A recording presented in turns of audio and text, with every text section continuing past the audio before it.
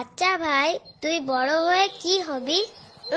Doctor হবো। তা doctor কেন?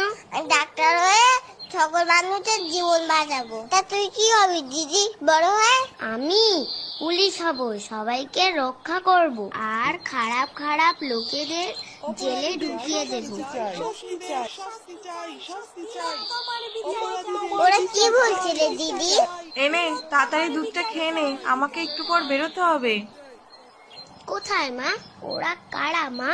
কেনই বা ওরা বেরিয়েছে? ওরা তো আন্দোলন করছে রে মা। ও মা, আলোচনা মানে কি? যখন কোনো অন্যায় হয় সেই অন্যায়ের বিরুদ্ধে একসাথে প্রতিবাদ করাই হলো আন্দোলন। তা ওরা আন্দোলন করছে কেন মা?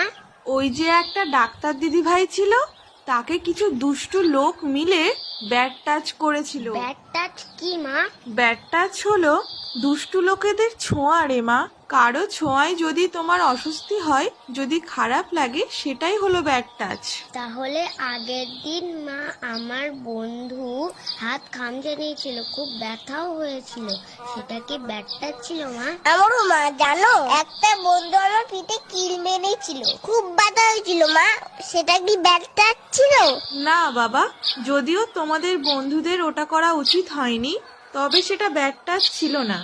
কোনো অপরিচিত লোক আমাদের ইচ্ছার বিরুদ্ধে